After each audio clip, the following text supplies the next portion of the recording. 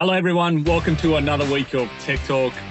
There's a lot of us here today. Mike, I feel like we've got a huge topic. What are we talking about? We have got quite a large topic to discuss today. We had someone comment on last week's Tech Talk asking if we could discuss staging and in particular sort of first staging.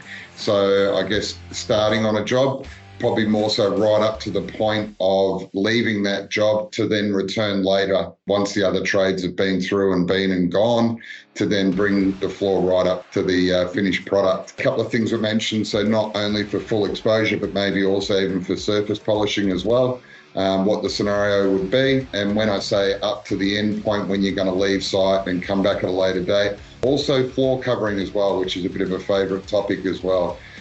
Which I know we've discussed before. So it is definitely an interesting one today, and nice to get the feedback. So let's run with this one, gents. Who'd like to kick off? Well, I guess the kicker question is, do we cover the floor or do we not cover the floor? What are the advantages of, say, not covering the floor and letting trades just walk all over our densified surface and then coming back to, we'll say, a GRT and regrout and start the process from that point?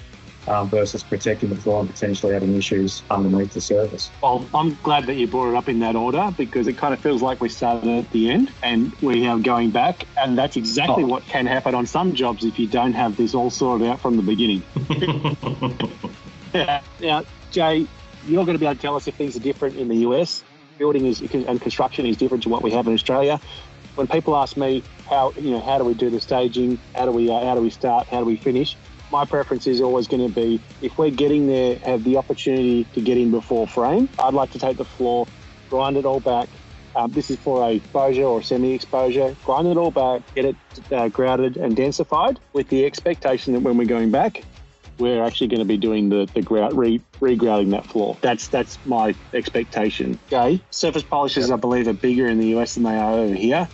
What are your guidelines for surface polish? Surface polish is a little bit trickier because you've got to be coming in a little bit later. Doing those initial cuts that fresh on that slab's not really an option. So you got to be coming in after the slab's been fully cured out to be able to keep that paste on that surface while it's nice and hard and dense. So you definitely want to be at least dried in. We don't want any moisture coming in. So somewhere around after sheetrock, before final paint and before trim is in, is usually a good place to be able to do it all in one go. If there's going to be, a lot of different walls and things like that, you want to break it up. It's possible to do, but I think the main thing is if you absolutely have to cover a floor, if you have a general contractor that's demanding that it's done either in a contract, you definitely don't want to have your sealer down, so at least leaving that floor raw. It can be densified and up to a finished surface, but you want to leave that raw and then cover that with a ram board product if you absolutely have to.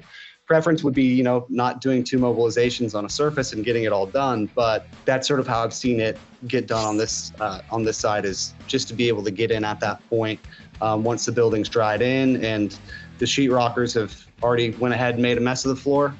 You can go and sort of clean all of that up. But getting it in and doing a surface polish before sheetrock is sort of very difficult to do just because of the mess that is going to happen. So if you need to do it, ram board, and just don't put sealer down before that and then come back and do it later. So what you're almost saying, Jay, is you've almost pretty much got a finished product bar your sealer. So say these other trades that, dropped hammers and did silly things like that, and there was a little bit of damage done, you're almost treating it like a repair on a finished product. And then once you've got your repairs and brought that repair back up to the level you need it, then you're going to go through and do all your sealer. Exactly. Yep. Yeah, okay. Interesting. Would you agree with that, Tim? Yeah, I think one of the interesting points that Jay actually mentions here is that when it comes to surface polish, you don't have as many choices as when you're doing a deep grind or a semi-exposure. You actually have to let the concrete get to a certain point before you can actually get started on it. So we're talking about two very different points of entry to the project. I mean, Josh is talking about getting on the slab before it's even, before the frames and so forth up, and Jay's talking about before the final painting. So completely different stages in the building process, and so therefore completely different conditions of the actual concrete, and also what it's been subject to in the process and of what's happening within the course of that construction. So I think that's a really interesting point that people just need to keep in mind. The material is allowing us to do different things in different situations depending on the surface and the finish that's being required, and therefore it's going to be subject to a whole lot of different things in one scenario that it won't in the other. And I think that's just a really interesting point that you sort of bring out there, Jay, that people really need to be aware of. To me, it all comes back to it's a cost-benefit analysis. There's so many different things that I guess we're assuming in this scenario as to responsibility, whose liability, those sorts of things. I think we've talked about those sorts of things in previous tech talks, but it's all related. It all ties in together. What you would prefer to do as a contractor compared to what the builder wants, compared to what's actually best for the floor and for the end result. So it's a big conversation, isn't it? Yeah, it's definitely a bit of a balancing act. What about in your experience, Milan? If you, what would you typically try and achieve, before leaving site on the first occasion? I guess for full exposure, the ideal was to come in before the frames and whatnot.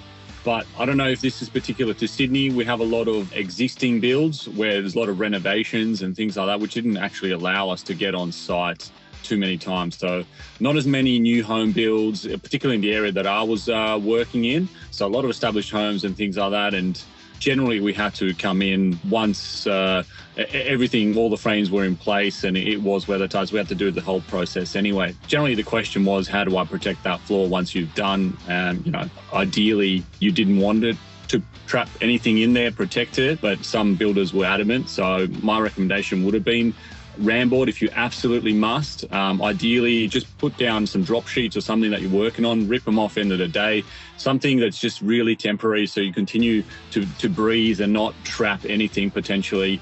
But yeah, it just comes down to communication, expectations, and making it clear for the builder to say to other trades, hey, this is going to be a finished floor. When you come onto this site, these are the rules you have to follow. If you don't, damage caused is going to go onto your bill, things like that. So just because it's concrete, it's not indestructible. So yeah, it's going to be a finished floor. It's amazing how good they are at looking after marble and granite, things like that. But a piece of polished concrete, hey, it's indestructible, right?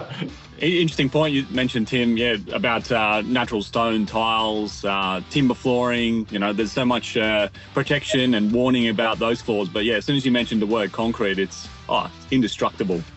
Let's just trash it.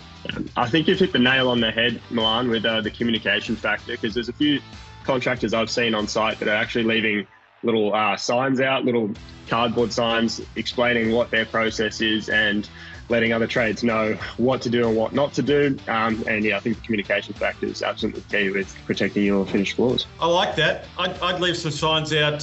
Hey, Tyler, if you could just finish this edge over here for me. Mr. Cabinet Installer, I've got a little bit of patching over here. I'd like you to take forward. That's a great delegate. I like that, Brando. Is that the kind of thing they're doing? Yeah, the old hairball. I think I like the word that you mentioned there just before, Brandon, being contractor. As contractors, that's actually what we're fulfilling. So for me, as a contractor, I would like to be delivering all of this in my terms and in my initial sale. We've got a picture in our mind of how we'd like a site to run around us to get the best possible result at the best possible price for the client, and that's all built into the quote. This is how we'd love to do it. This is how you want to run the site, and this is how it affects the price. You just choose based on how you want the outcome to be and what you want the price point to be. And then, of course, at the back of this is all the terms and conditions for the repairs of damages, and it's all laid out in cost. So that the builder can go, hey, cabinet maker, hey, Sparky, hey, whichever trade, look after that, because if you do any damage in this room, I've got a quote here for $2,200 a day just to fix that, and that's a minimum charge for a repair. So that will be on you. If none of that stuff is in the contract and it's not on the front page, no one's going to know about it. You want to keep your clients, you go back to fix it, and because you want to keep your clients, you eat the cost of the repairs, and then you destroy all your margin. So have all that stuff up front. Remember, you're a manufacturer and a contractor.